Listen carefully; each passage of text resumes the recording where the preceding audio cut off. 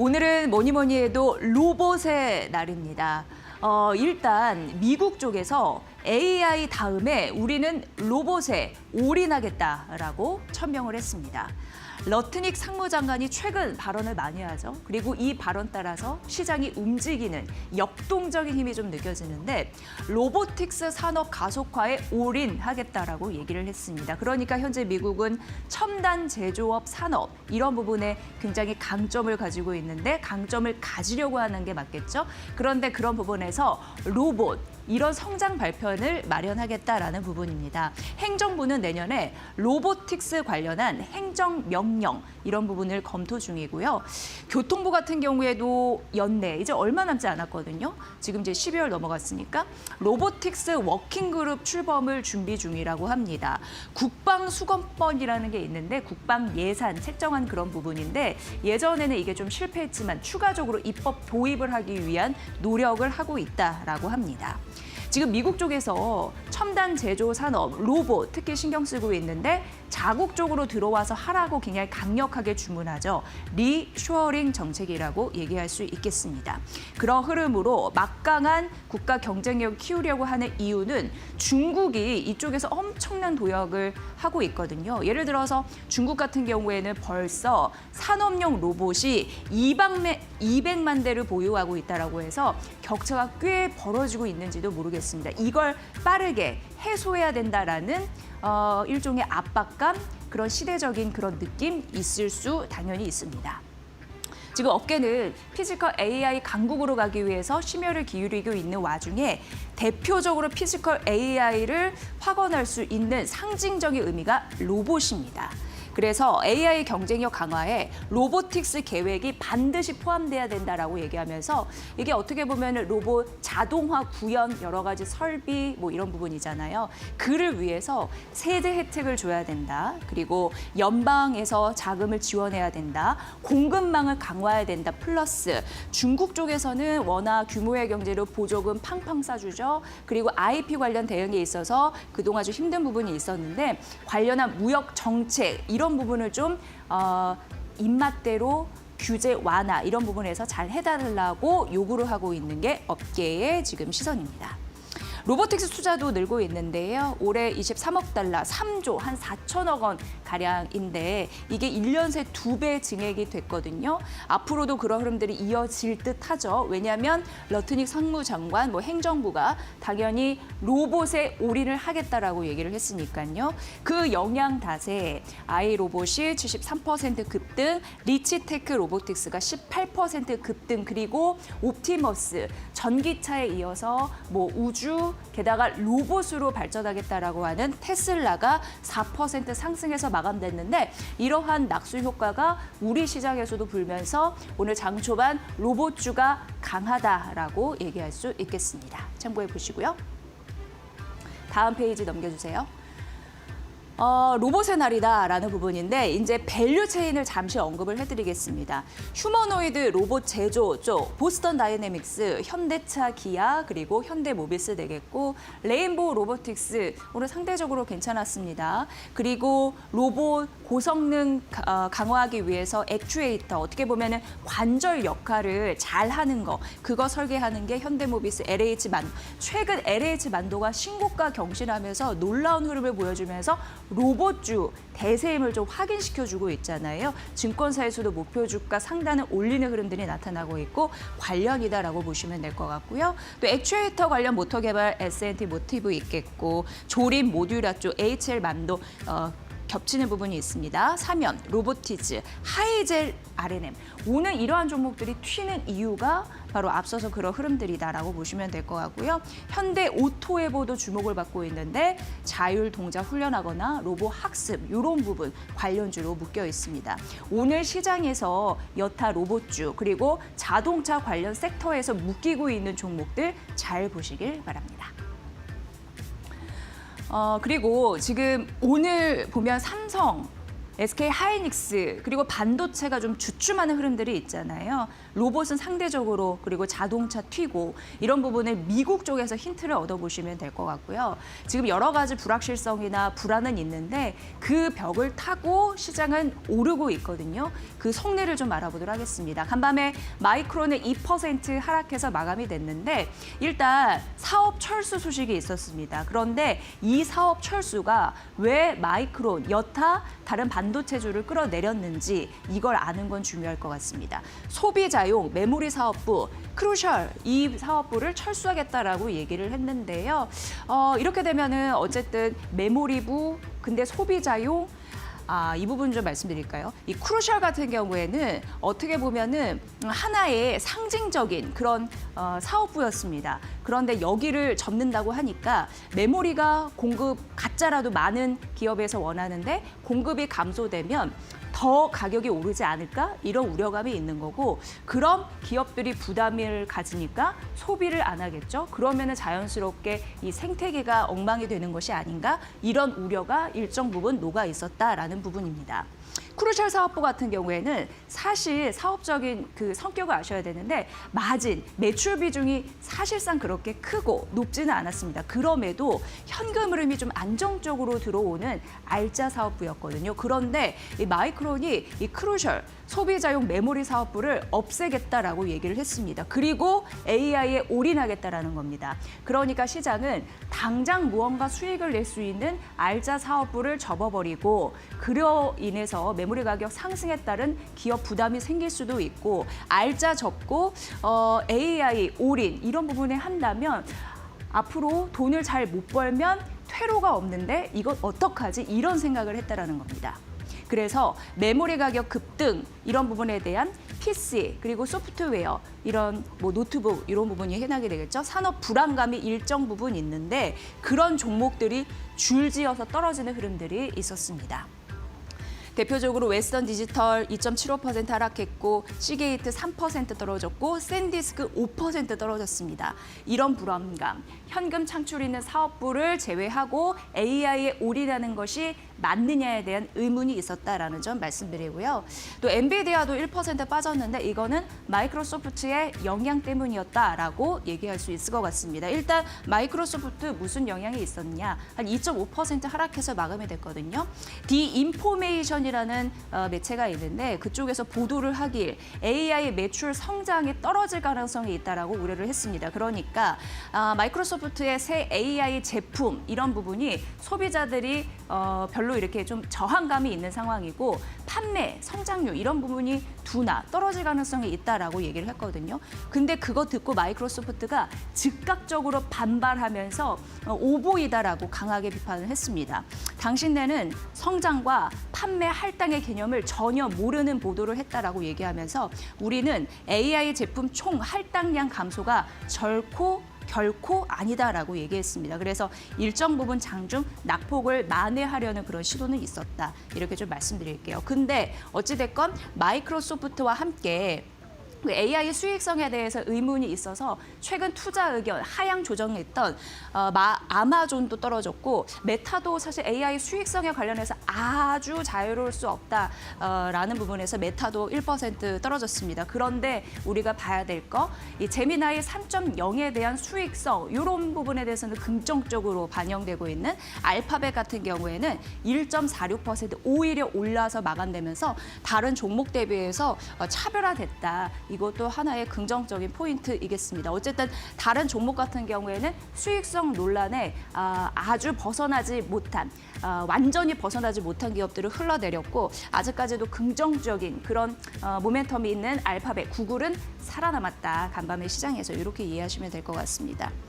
그리고 자동차 반도체주는 오히려 올라서 마감이 됐는데 이거는 미국 쪽에서 연비 규제 완화 그러니까 옥죄고 있는 걸 좀 풀어줄 가능성, 행정 명령에 대한 기대감 이런 부분이 있는데 이게 만약에 되면 신차 판매량이 늘 가능성이 있거든요. 그래서 자동차 반도체주가 뉴욕 시장에서 올랐다라는 부분과 더불어서 AI 관련주에서도 뭐 다 떨어진 거 아니고요. 데이터 센터 관련주는 올랐다라는 점 말씀드리겠습니다. 그래서 AI 시대고 AI 투자 전략 굉장히 중요한데 그 안에서도 현재 투자자들이 옥석 가리기를 하고 있는 심리가 있다라는 점을 말씀드리겠습니다. 오늘 삼성전자와 SK하이닉스 빠지고 있지만 그래도 삼성전자가 상대적으로 조금 더 버티잖아요. 그 이유가 여기에 있나라는 생각이 듭니다. 오늘 아침에 KB증권에서 삼성전자가 서버 디램 역대급 인상 가능성이 있다고 하면서 HBM을 포함한 전 메모리 그런 영역을 다 봤을 때 최대 수익을 낼 수 있다라는 가능성을 언급을 했습니다. 관련 이슈 좀 챙겨드리도록 할게요. 일단 수요 이런 부분에서 많이 받쳐주다 보니까 많은 분들이 또 많은 기업에서 원하다 보니까 절대 공급자 우위. 이 절대 공급자 우위라는 건 결국 삼성전자, SK하이닉스를 말하는 겁니다. 시장이 이쪽으로 재편이 될 텐데 그래서 탑픽은 이 종목이고 내년 코스피 이익을 반도체가 견인할 거라고 하는데 일단 내년 코스피 영업이익이 441조 원 예상을 했습니다. 1년 사이에 43% 늘어난 그런 부분인데 그 중에서 봤을 때 삼성전자와 SK하이닉스의 영업이익이 178조 원입니다. 그러니까 내년에 영업이익 전반적으로 코스피가 441조 원인데 그 중에 삼전 SK하이닉스가 178조 원을 기록할 것으로 보여서 비중이 40%를 차지할 것이다. 그러니까 굉장히 중요한 두 축이 되겠습니다. 긍정적으로 보는 이유는 서버 디램에 있습니다. 왜냐하면 수요가 강하게 받쳐주고 있기 때문인데요. 그 이유는 일반 서버를 교체하려는 수요도 있고 AI 시대에 학습에서 추론으로 넘어가면서 AI 서버, 데이터 이런 부분에서 처리할 그런 용량이 많아졌습니다. 더 원하는 메모리 이런 부분이 강해질 수 있는 거고요. 그렇게 따지니까 결국 서버 디램의 가격, 계약 가격이 높아질 가능성이 있는데 일단 4분기에 최대 80% 인상 가능성, 밴드로 얘기하면 60에서 80% 인상될 가능성이 있다라고 하면서 역대로 최대 인상률을 예상한다라고 얘기했습니다. 여기에서 굉장히 중요한 실적 포인트와 주가의 포인트가 있다라고 얘기해 드릴 수 있을 것 같습니다. 게다가 11월 이미 고객사들에서 원하는 물량이 있는데 그게 지금 부족하다고 합니다. 그래서 앞으로 가격 인상이 되는 거 절대 공급자 우위 시장 재편에 있기 때문에 삼성이나 SK하이닉스가 특히 삼성이요. 그렇기 때문에 가격 인상은 추세적으로 이어질 수 있다라는 부분이고요. 내년 상반기 더 넘어가 보면 20에서 30% 추가적으로 인상될 가능성이 있다고 합니다. 삼성, SK하이닉스 둘을 비교해 봤을 때 삼성전자가 오늘 덜 밀리는 이유를 여기서 찾아볼 수 있을까요? 라고 제가 말씀드린 게 전체 디램에서 3분의 1이 서버 디램을 삼성전자가 확보를 하고 있습니다. 그런데 서버 디램 가격이 앞으로도 추가적으로 오를 거고 역대 최대 인상률을 예상한다고 하니까 그 톡톡한 수혜는 삼성전자가 받아가지 않겠느냐라는 KB증권의 논리였으니까 이 부분 참고해 보시면 될 것 같습니다. JP모건에서 우리나라 한국 원전주를 다시금 분류했습니다. 그래서 좀 소개를 해드리도록 할게요. 일단 호재가 있는데 미국 에너지부라는 곳이 있어요. 근데 거기에서 대규모로 SMR을 지원하겠다라는 발표를 했습니다. 그러면서 테네시 밸리라고 해가지고 여기는 이제 공공 전력기관이거든요. 어떻게 보면은 가장 큰 전력원, 뭐 우리나라로 말하면 한국전력 같은 곳인데요. 여기와 홀텍 원자력 그런 기기 업체인데 기기 기업인데 그 테네시밸리 공공기관과 그리고 홀텍을 주도로 해서 SMR 프로젝터 약 8억 달러 정도 규모로 자금을 지원하겠다라고 얘기했는데 한 1조 1천억 원 정도 되는 그런 금액이겠죠. 그러면서 2030년 초반까지 신규 원자력 발전 가동이 목표다라고 얘기를 하면서 미국 에너지부 장관이 얘기한 부분이 있습니다.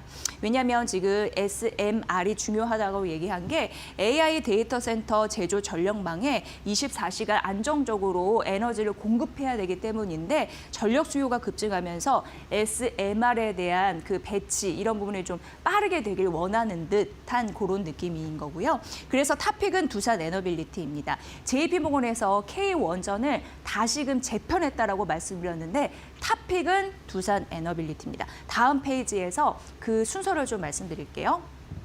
일단 한정기술 3등, 현대건설 2등, 그리고 두산 에너빌리티 탑픽으로 1등이고 이게 목표 주가 11만 원 되겠습니다.